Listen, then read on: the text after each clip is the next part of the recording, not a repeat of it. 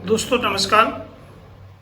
हमारे देश में रोजगार और स्वरोजगार को लेके हमेशा से बहुत चर्चा होती रही है। जो सरकार के लेवल पे, पॉलिटिकल पार्टीज़ के लेवल पे, सभी संसद विधानसभाओं में और मीडिया में हमेशा चर्चा का विषय रहती है। तो अगर हम अपने देश के इस परिदृश्य को थोड़ा समझें कि रूरल लाइवलीहुड का बैकग्राउंड क्या है और इसको किस तरह से हमारी सरकार ने अभी तक इम्प्लीमेंट किया है, तो जैसे कि हम सब जानते हैं, स्वतंत्रता के पश्चात हमारे यहाँ प्लानिंग कमीशन का गठन हुआ और प्लानिंग कमीशन 5 साल के लिए योजना बनाती थी और उन्हीं योजनाओं के आधार पर राज्यों को या केंद्र सरकार के विभागों को बजट का आवंटन होता था। और इस तरह से ये योजनाएं हमारे यहाँ काफ़ी समय तक चली और उसके बाद भारत सरकार ने योजना आयोग को बंद करके उसका नाम नीति आयोग कर दिया और नीति आयोग में अब केवल डायरेक्टिव प्रिंसिपल्स बनाए जाते हैं, योजनाओं के बारे में रिसर्च की जाती है और विभागों को और राज्यों को उसके आधार पर एडवाइजरी दी जाती है। अब उसका बजट से कोई सीधा संबंध नहीं रहा है। तो सामान्यतः हमारे यहाँ 2 तरह की स्कीम है। एक को हम कहते हैं एरिया डेवलपमेंट की स्कीम और दूसरे को कहते हैं व्यक्तिगत विकास की स्कीम। तो इन दोनों स्कीम में एक शब्द हमेशा उपयोग होता है और जिस पर हमेशा विवाद रहता है वो है बिलो पॉवर्टी लाइन, गरीबी की रेखा। गरीबी की रेखा के सर्वे के आधार पर ही व्यक्तिगत योजनाओं की पात्रता निर्धारित होती है और गरीबी की रेखा बनाने के, निर्धारण करने के मापदंड पिछले विगत दशकों में कई बार बदले गए हैं और इसीलिए हमेशा इस पे विवाद रहता है कि व्यक्ति की आय कितनी मानी जाए, प्रतिदिन का खर्चा कितना माना जाए और उसके आधार पर गरीबी की रेखा निर्धारित हो। पर सभी राज्यों में गरीबी रेखा के सर्वे होते हैं और उनके आधार पर उनके गांव वाइज सूचियां तैयार होती हैं और जिन व्यक्तियों के नाम उस सूची में होते हैं उन्हें उन योजनाओं का लाभ मिलता है। तो अभी इस हिस्टोरिकल बैकग्राउंड में हम देखें कि एग्रीकल्चर का क्या सीन है। तो एग्रीकल्चर हमारे देश की लगभग 50% जनसंख्या को रोजगार देता है और अगर हम नगरीय और ग्रामीण जनसंख्या देखें तो अभी भी 65% से अधिक जनसंख्या ग्रामीण क्षेत्रों में ही निवास करती है। और ये जो 50% जनसंख्या जो खेती पर आधारित है, ये सकल घरेलू उत्पाद में 18% का कंट्रीब्यूशन करती है, जीडीपी में 18% का कंट्रीब्यूशन करती है। दूसरी ओर जो नए सर्विस सेक्टर है, जैसे उदाहरण के लिए आईटी सेक्टर है, जिसमें हमारे देश की 0.5% पॉपुलेशन काम करती है, पर वो जीडीपी में 7.5% का योगदान करते हैं। तो अगर हम देखें कि एग्रीकल्चर का योगदान इस कंपैरिजन में बहुत कम है, तो खेती में जो लोग हैं उनकी अगर हम एक्चुअल इनकम को निर्धारित करें तो हम देखते हैं कि जो टोटल एक्चुअल इनकम ये 50% जनसंख्या की होती है वो $700 बिलियन है और इसमें जो पॉपुलेशन है वो भी लगभग 700 मिलियन लोग ही एक्चुअल एग्रीकल्चर पर सीधे तौर पे जुड़े हुए हैं। तो इनका अगर हम एवरेज निकालें तो लगभग $1000। सो इस बात से हमें जो समझ आता है कि इस सेक्टर की 3 मुख्य समस्याएं हैं। पहली कि हमारे यहाँ जो ज़मीन है, जोत का आकार है वो बहुत छोटा है। लगभग 70% किसान 1 हेक्टेयर से कम भूमि धारण करते हैं। दूसरे, जैसे मैंने ऊपर आपको बताया कि इनकी इनकम बहुत कम है और इसीलिए इन्हें ब्याज पे कर्जा लेना पड़ता है, केवल 20% लोग ही फॉर्मल सेक्टर से कर्जा पाते हैं, और जो इनफॉर्मल सेक्टर है वहाँ 80% लोग कर्जा लेने जाते हैं, जहाँ उन्हें बहुत ज़्यादा ब्याज भुगतान करना पड़ता है। तीसरी चीज़ कि जो खेती के मेथड हैं वो अभी भी ट्रेडिशनल मेथड हैं और खेती मानसून पर आधारित है, क्योंकि इससे खेती में जो लागत है वो इससे ज़्यादा वो उठा नहीं पाते हैं। तो ये प्रॉब्लम्स हैं। पर जब हम गांव के लोगों की बात करते हैं या शहर के लोगों की बात करते हैं तो हमें ये समझना पड़ेगा कि हम किस जनरेशन के लोगों से डील करने वाले हैं और वो जनरेशन की अपेक्षाएं क्या है। तो जैसे अभी जो मुख्य रूप से मार्केट में काम कर रहे हैं वो जनरेशन जेड हैं, जो 1995 से 2009 के बीच के बच्चे हैं। दूसरे जनरेशन अल्फा हैं जो 2010 से 2024 के बच्चे हैं, और ये बच्चे ही आगे चल के रोजगार के लिए जाएंगे। तो इनका जो रुझान है वो टेक्नोलॉजी की तरफ है। इनके पहले की जो जनरेशन है वो मार्केटिंग के ऊपर, ब्रांडिंग के ऊपर और दूसरी चीज़ों पे काम करते हैं और वो ट्रेडिशनल काम नहीं करना चाहते हैं। तो एग्रीकल्चर और रूरल लाइवलीहुड में यही एक समस्या है कि ये जनरेशन को कैसे हम गांव में रोक के रखें, क्योंकि ये सब शहर की तरफ धीरे धीरे विस्थापित हो रहे हैं और शहर में इनसे एक तो स्लम बहुत बढ़ता जा रहा है, दूसरे शहर में इनको लो इनकम वेज के रोजगार मिलते हैं और जिससे इनकी आर्थिक स्थिति और बिगड़ जाती है। देखिए, गांव में बहुत सारे लोग इसलिए रोजगार शुरू नहीं कर पाते हैं क्योंकि उनके धंधे कुछ समय बाद बंद हो जाते हैं। लोग सोचते हैं पैसा नहीं होगा तो बिजनेस नहीं हो सकेगा, जबकि ऐसा नहीं है। अगर हमें किसी बिजनेस को सफल बनाना है तो उसमें सही समय का 42% योगदान होता है, टीम और एग्जीक्यूशन का 32% योगदान होता है, आइडिया का योगदान 28% होता है, बिजनेस मॉडल का योगदान 24% होता है और फंडिंग का योगदान 14% होता है। तो फंडिंग एक बहुत बड़ा विषय नहीं होता है, पर यहाँ हमें ये भी समझना पड़ेगा कि उनको दूसरे एंट्री बैरियर्स क्या क्या हैं। तो एक साइकोलॉजिकल बैरियर है, दूसरे फैमिली का बैरियर है। सभी घर वाले उनको नौकरी की तरफ पुश करते हैं कि वो नौकरी करें। इसीलिए आप देखेंगे कि जो गवर्नमेंट स्कीम्स की नौकरियां हैं, गवर्नमेंट में जो जॉब निकलते हैं, बच्चे बरसों बरस उनके लिए तैयारी करते हैं जब तक कि वो ओवर एज न हो जाए। तीसरी चीज़ है इंडस्ट्री का बैरियर। जिस सेक्टर में आप काम करना चाहते हैं वहाँ पहले से ही बहुत सारे लोग काम करते हैं, तो प्रतिस्पर्धा का बैरियर एक खड़ा हो जाता है।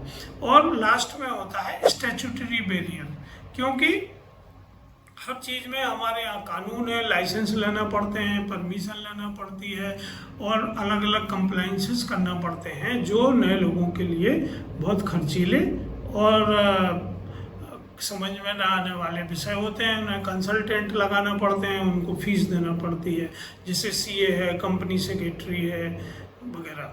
तो मार्केट को भी हमें समझना होगा। जैसे हमने आपको पहले बताया कि जो ज़्यादातर लोग हैं वो छोटे लोग हैं, उनके संसाधन छोटे हैं, उनकी रिक्वायरमेंट छोटी है, वो छोटी छोटी उपज पैदा करते हैं। दूसरी तरफ मार्केट में जो एंड यूज़र हैं कमोडिटी के, उनकी मुख्य रूप से 3 डिमांड होती हैं: ह्यूज क्वांटिटी, सिमिलर क्वालिटी और कॉम्पिटिटिव प्राइस।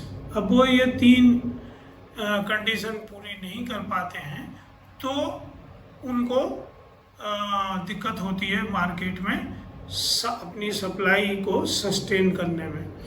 कभी वो कर पाते हैं, कभी ऑर्डर होने के बाद वो सस्टेन नहीं कर पाते हैं।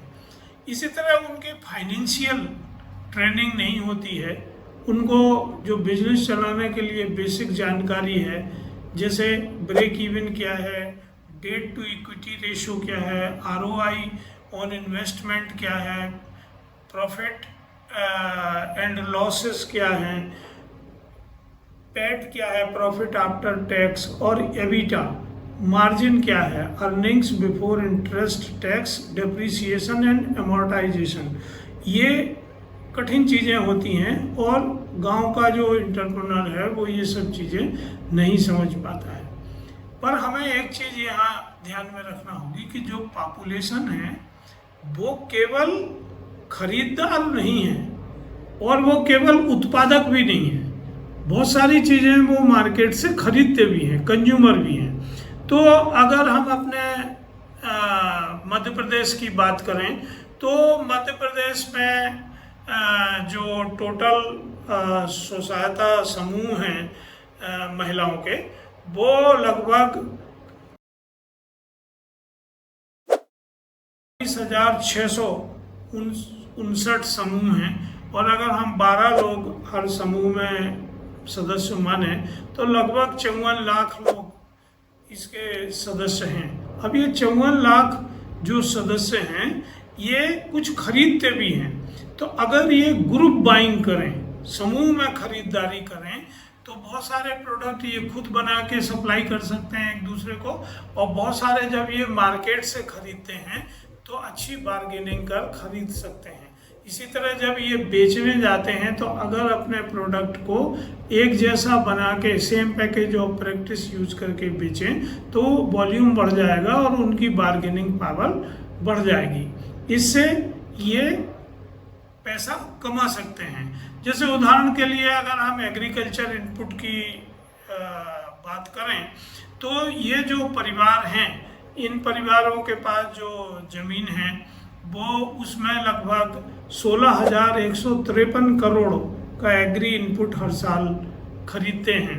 अगर इस एग्री इनपुट पे 10% मार्जिन बनता है तो उनको लगभग 1,292 करोड़ रुपए जैसे बच सकते हैं और इसे लगभग हर एसएचजी के मेंबर को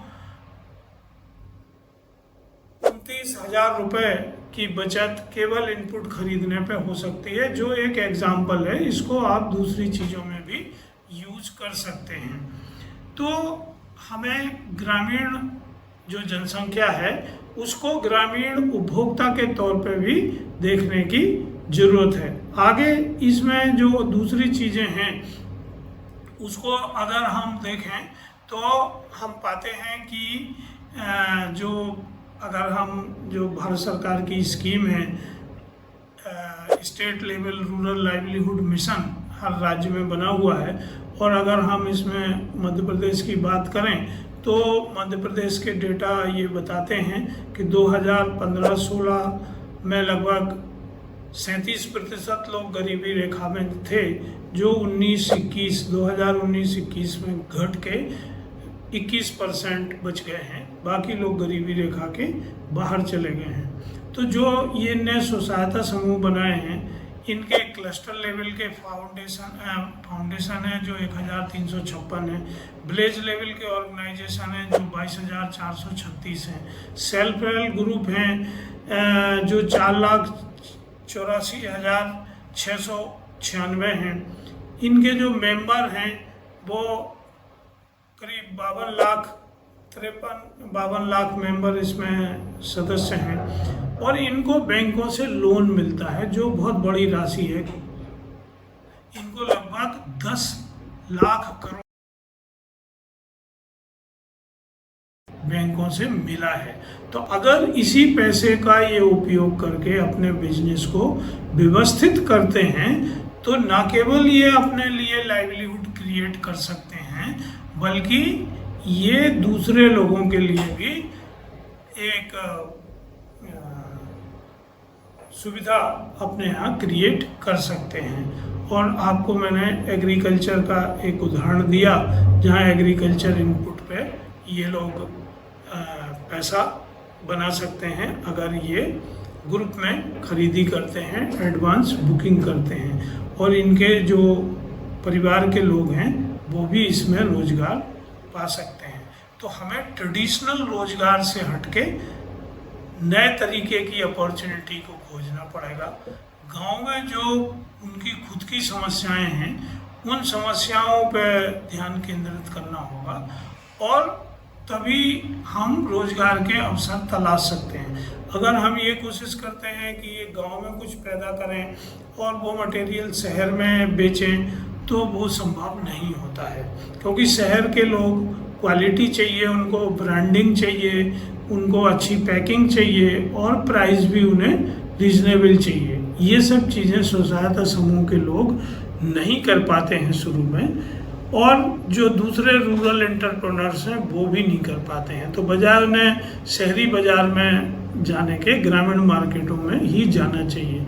जैसे उदाहरण के लिए अगर हम मध्य प्रदेश की बात करें तो यहाँ 527 रेगुलर मार्केट हैं, जिनमें कृषि उपज मंडियाँ हैं 259 और सब मंडी हैं 298। ये एक मार्केट प्लेसेस हैं जहाँ किसान इकट्ठे होते हैं, वहाँ किसानों को ये लोग उनकी ज़रूरत की सामान बेच सकते हैं। इसके अलावा अभी इलेक्ट्रॉनिक मार्केटिंग का ज़माना है, भारत सरकार ई-नेम चलाती है, राज्य सरकार फार्म गेट चलाती है, जिसमें मंडियों को जोड़ा जा रहा है। तो वहाँ भी ये अगर कलेक्टिवली अपनी सेल करते हैं प्रोड्यूस, तो आसानी से बेच सकते हैं। देखिए, जिस गति से एग्रीकल्चर बढ़ रही है उस गति से हमारे देश की जनसंख्या नहीं बढ़ी है। अगर हम 2019 और 2000 के बीच में देखें तो लगभग 29% जनसंख्या का विकास हुआ है, जबकि खाद्यान्न में 51% का ग्रोथ है, वेजिटेबल में 104% की ग्रोथ है, फिश में 117% की है, फ्रूट में 130% की ग्रोथ है, दूध में 132% है, अंडों में 178% है और पोल्ट्री में 900% है। तो किसानों ने उत्पादन तो बढ़ा लिया, पर उसकी लोकल डिमांड नहीं है। तो जब तक इन प्रोडक्ट को अच्छे मार्केट में बेचने के लिए अर्बन मार्केट में नहीं जाएंगे, इसकी प्रोसेसिंग नहीं करेंगे, तब तक ये हमेशा घाटा ही देता रहेगा।